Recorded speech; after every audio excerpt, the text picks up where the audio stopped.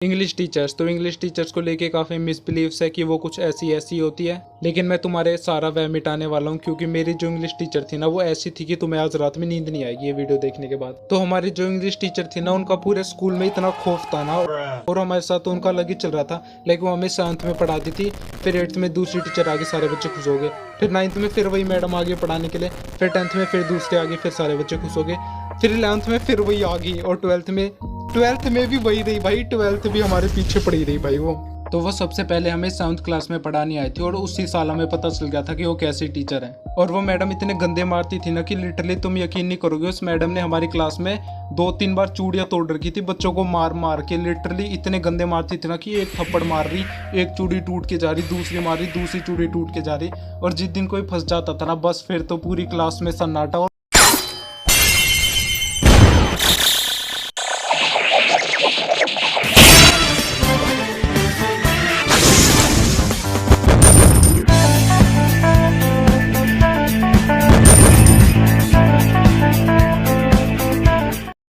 जब पीरियड खत्म होता है तो थोड़ा टाइम होता है दूसरी टीचर के आने में, तो इतने में बच्चे वॉशरूम वगैरह भाग जाते हैं या कहीं इधर उधर घूम रहे होते हैं। लेकिन जब इंग्लिश का पीरियड होता था ना तो खुद की क्लास के साथ साथ दूसरे की क्लासों में भी इतनी शांति होती थी ना, क्योंकि वो टीचर ऐसी थी कि दूसरी की क्लास में जाके दूसरे बच्चों को पेल आएगी उसी के टीचर के आगे, और वो टीचर देखता रह जाएगा।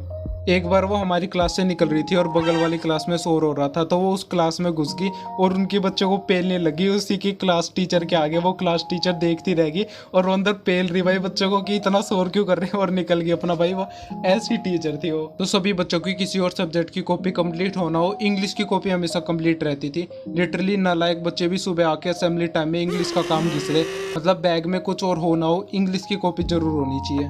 लेकिन एक दिन उस मैडम ने आके हमारी क्लास में कुछ ऐसा कह दिया ना कि सारे बच्चों की पैरों तले जमीन खिसक गई। तो जैसा कि मैंने आपको जानकारी दी कि उस मैडम को कॉपियों से बहुत ऑब्सेशन था, तो सारे बच्चे इंग्लिश का काम तो पूरा रखते थे लेकिन बाकी सब्जेक्ट की कॉपी नहीं बनाते थे। और ये बात बाकी टीचर्स को भी पता थी कि इंग्लिश की टीचर कैसी है, और सारे बच्चों में इंग्लिश के टीचर का खौफ है। तो एक दिन पता नहीं कौन सी सब्जेक्ट के टीचर ने जाके मैडम से बता दिया कि ये बच्चे इंग्लिश का काम तो पूरा रखते हैं लेकिन बाकी सब्जेक्ट की कॉपी नहीं बनाते। और ये बात सुन के मैडम आई क्लास में, और क्लास में आके उन्होंने कुछ ऐसा कहा कि पूछो मत। तो क्लास में आके मैडम बोलती कि कल मुझे सारे बच्चों की सारी सब्जेक्ट की कॉपी चेक करनी है, तो सारे सब्जेक्ट की कॉपी लेके आना कल। लिटरली सारे सब्जेक्ट की कॉपी। तो अब सारे बच्चे यही सोच रहे कि ये मैडम तो इंग्लिश की, अपना इंग्लिश से काम रखें, पर कहने की किसी की बस की नहीं थी। और ऊपर से मैम ने कह दिया कि अगर कोई बच्चा कल एब्सेंट हुआ ना तो उसके घर पे फ़ोन कर दूंगी। तो अब ना छुट्टी मार सकते, और काम तो वैसे ही कंप्लीट नहीं है। और फिर अगले दिन सारे आए और काम किसी का कंप्लीट नहीं था, मेजोरिटी का नहीं था। मतलब कुछ चोमू बच्चे थे जो अपने 6 की 6 कॉपी डेस्क पे रख के फ्लैक्स कर रहे थे। फिर सारे बच्चों ने उस बच्चे को घेर लिया जिसकी बस में मैम भी आती थी, और सारे उससे पूछने लगे कि आज मैम आई, आज मैम आई है। और वो बोला नहीं आज मैम नहीं आई। और ये बात सुन के सारे बच्चे खुश हो गए, सारे बच्चों की आंखों में मस्ती सी छा गई। तुम्हें लगता है ऐसा होगा, उस दिन मैम आई थी। और ये बात सुन के आधे बच्चे तो निकल गए जिनका काम इनकम्प्लीट था थोड़ा सा, और 5वां पीरियड होता था इंग्लिश का और तब तक वो काम कर सकते थे, वो अपना काम घिस रहे हैं। और आधे बच्चे वो बच्चे थे जो करके बैठे हुए, और आधे मेरे जैसे जिनके पास कोई भी कॉपी नहीं थी। फिर हम क्लास के पीछे बैठ के सोच रहे कि बस 5वां पीरियड नहीं आना चाहिए, कब टेररिस्ट अटैक हो, कब भूकंप आ जाए, स्कूल 2 हिस्सों में बढ़ जाए, कब अंतरिक्ष से पत्थर गिर जाए स्कूल के ऊपर, बस 5वां पीरियड नहीं आना चाहिए।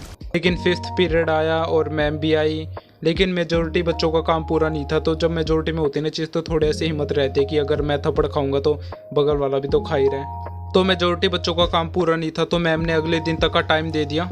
तो अगले दिन मैम एब्सेंट हो जाए ये तो हम सोच ही नहीं सकते थे, क्योंकि वो लिटरली ऐसी मैम थी ना कि हमारा है ना रिसर्च के बाद पीरियड होता था मैडम का। तो कई बार ऐसा हो रखा है कि सुबह वो मैम नहीं आई लेकिन वो रिसर्च में आ जाती थी, और रिसर्च का अगला ही पीरियड हमारा होता था। वो मैम लिटरली रोडवेज में लटक के हाफ डे में लोग जाते हैं वो आ जाती थी। मेरे से जितना हो सकता था मैंने उतना काम कर लिया। मैंने 3-4 कॉपी बना ली थी ये बोलने के लिए कम से कम कि इतनी तो कंप्लीट है, बाकी बाद में दिखा दूंगा। लेकिन अगले दिन मैम आई और मैम ने चेक ही नहीं करी कॉपी, वो अपना सिलेबस कराने लगी, क्योंकि पेपर आने वाले थे और सिलेबस ही नहीं हो रखा था इंग्लिश का, तो वो पढ़ाने लगी थी। तो तुम ये सोच रहे होंगे कि अगर इतनी खतरनाक मैम थी तो कोई कंप्लेन वगैरह क्यों नहीं करता। तो वैसे तो वो काफ़ी डेंजरस मैम थी, बट वो काफ़ी अच्छा पढ़ाती थी। लाइक लिटरली वो काफ़ी ज़्यादा अच्छा पढ़ाती थी, और वो काफ़ी काइंड हार्टेड भी थी। लाइक उस टाइप के लोग होते ना जो नारियल जैसे बाहर से सख्त अंदर से नर्म, लाइक उस टाइप की मैम थी वो। एक दिन वो एक बच्चे को पेल रही थी और वो बच्चा रोने लग गया एंड देन मैम भी इमोशनल हो गई एंड देन सी सेड कि तुम्हें क्या लगता है ये सब करने से मुझे खुशी मिलती है, मैं तुम्हारे लिए ये सब कर रही हूँ and then she left the classroom. So that's all for today's video, hope you enjoyed. और तुम डेफिनेटली ये सोच रहे होंगे कि कोई इतना गंदा मार के काइंड हार्टेड कैसे हो सकता है। तो सबका बच्चों को समझाने का तरीका अलग अलग होता है। डेफिनेटली तुम्हारे भी स्कूल में कोई ना कोई ऐसा टीचर होगा। एंड या थैंक्स फॉर 500 सब्स, अब अराउंड 700 से ज़्यादा हो गए वैसे, बट लिटरली भाई मुझे पुराने चैनल्स पे 500 सब्स करने में सालों लग गए थे, लिटरली सालों लग गए थे। So thank you so much यार। और हमारे 1K भी पूरे होने वाले, सो प्लीज़ सब इफ़ यू हैवेंट येट।